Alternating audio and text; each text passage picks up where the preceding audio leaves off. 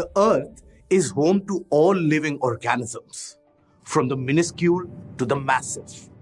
It is our home as well. But what about its shape? The Earth is almost spherical in shape. We discovered the truth about the shape of the Earth after many years of debates and experiments. For a long time, people believed that the Earth is not round but actually flat. And in some ways, it made sense. If you see from our own perspective, as a person living on it, the surface of the Earth does seem flat. Some inquisitive people observed that there were a few contradictions to the fact that the Earth was flat. For example, they observed a ship approaching the shore. First, they saw the mast, then the whole ship. It felt as though the ship was growing in size as it approached the shore. Well, if the Earth were flat, why didn't we see the whole ship altogether? This observation can be explained only if we assume that Earth has a curvature, and that's why we see the mast first and then the whole ship. Another example could be when you approach a mountain. You see the peak first, and as you move closer to the whole mountain, then it becomes visible. This can also be explained only by the curvature of the Earth.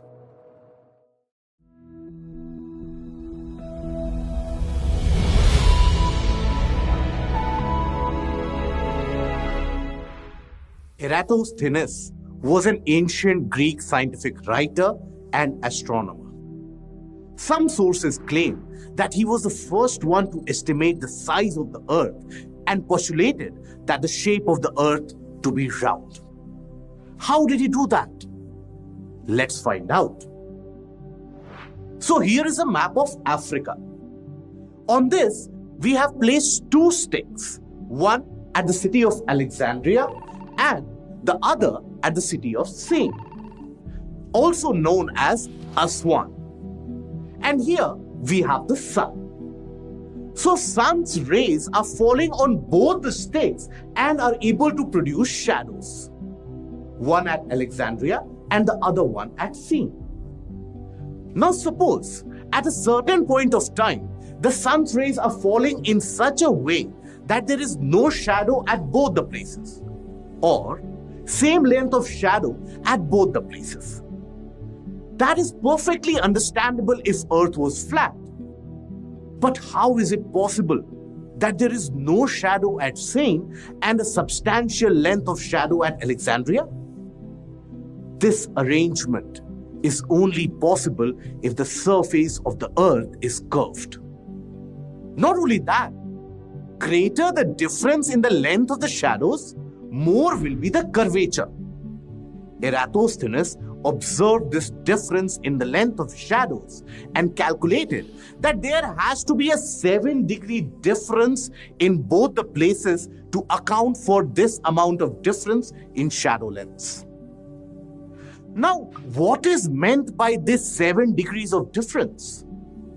Well, it means that if I extend the lines passing through these two places till the center of the Earth, then they will intersect at an angle of 7 degrees. Eratosthenes also knew the distance between these two cities was approximately around 800 kilometers. So he used these two pieces of information and calculated the whole size of the Earth. How?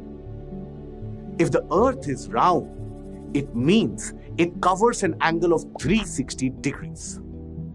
If 7 degrees covers a distance of 800 kilometers, then how much distance will be covered by 360 degrees in total? 800 divided by 7 and multiplied by 360, which comes out to be 41,142 kilometers. Meaning, this would be the circumference of the Earth. By modern calculation, now we know that the circumference of Earth is 40,070 kilometers.